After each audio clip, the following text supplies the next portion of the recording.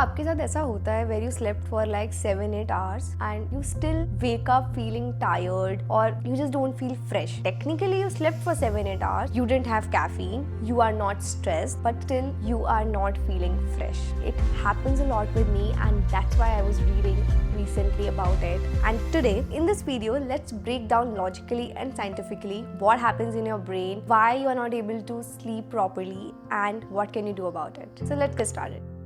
Firstly, let's understand what is a good sleep. So good sleep is not something like you slept for 8 hours or 10 hours. So it's not about the quantity, it's about the quality. The sleep architecture, which has 3 stages. One is the light sleep, where you start drifting off. Second is a deep sleep. And then third is your rapid eye movement, which is actually dream heavy sleep, where you get a lot of dreams. A full cycle lasts about 90 minutes and usually आप एक रात में 4 से 6 cycles लेते हो. So अगर ये cycles properly हो रही हैं, you will feel fresh after you wake up. But any of the cycles is fragmented, it's screwed, then you will not feel fresh even if you sleep for 8 or 10 hours. So the question is not about how long do I sleep, it's about how consistent and deep is my sleep. Now let's understand why you don't sleep well. Now here is where most people go wrong. They think that, oh, I'm not stressed, I didn't have caffeine, so everything is fine with me, I'll have a good quality of sleep. But your brain and body don't care what you feel. They respond to what you do. So let's talk about the top reasons why you might not be having a proper sleep. A, your brain is overstimulated, which means your brain is hyperactive. So आपने notice किया होगा जब भी आप कुछ पढ़ रहे होते हो, आप खेल रहे होते हो, आप exercise कर रहे होते हो, your brain is super active and your brain releases dopamine, which keeps you alert and active. The problem is it also delays the drop of melatonin, which is your sleep hormone. So when you lie down, your mind is not ready to rest. It is still in input mode. Like physically you are in bed, but your mind is still active. That's the top reason why you might not be having peaceful and restful sleep. Second, cortisol, which is a stress hormone peaking at the wrong time. So cortisol is supposed to be highest in the morning, which makes you wake up, and lowest at night, so you can relax. But irregular sleep timing, caffeine, and inconsistent schedule flip that rhythm. Your body thinks, oh, it's just 9 p.m. while it might really be 12 a.m. in the night because you woke up late. So if you wake up at 12 p.m. in the day and one day you think that, okay, I'll just sleep at 11 p.m. But for body, it's not 11 p.m. It might be just 7 p.m. because of which there is no deep sleep. Third,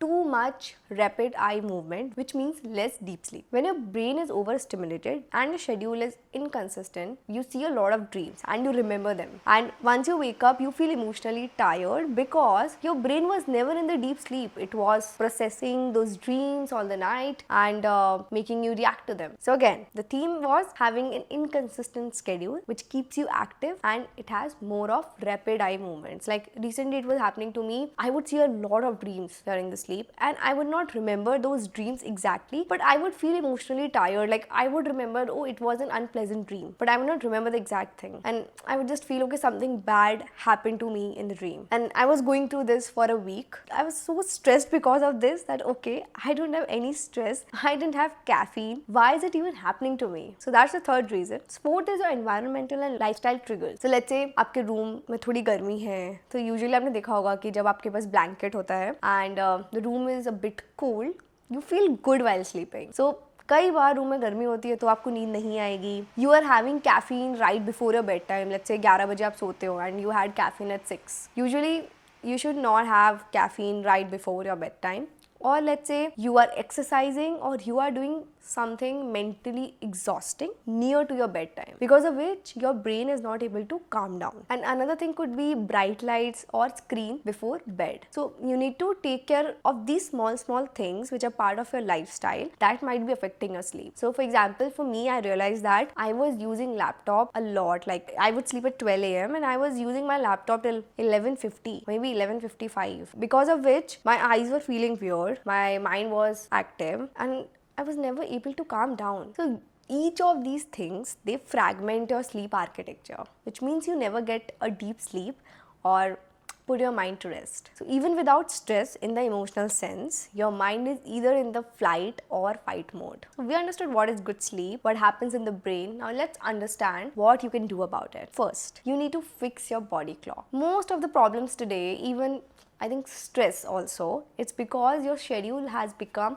inconsistent. The time of waking up, the time of exercising, time of reading, time of going to bed, all of these things get screwed up, which leads to a bad sleep. So try to go to bed and wake up at the same time. Get sunlight within 30 to 60 minutes of waking up. Avoid caffeine after 2 p.m. And if you are able to fix your body clock, your body will naturally start syncing its deep sleep and rapid eye movement cycles. You need to create a wind down ritual, which means, let's say you want to sleep at 12 a.m. Don't do anything from 11 p.m. 30 to 60 minutes should be just very quiet, sitting peacefully, thinking about the day, and maybe meditation or reading a book, but it should be some slow activity. It should not be something very stimulating. Okay, I'll just go for a pickleball match right before my sleep, because that would keep you active. You need to dim the lights right before you sleep. For me, I just require 100% blackout while I'm sleeping. Otherwise, I don't get to sleep. Basically, you're teaching your mind to move from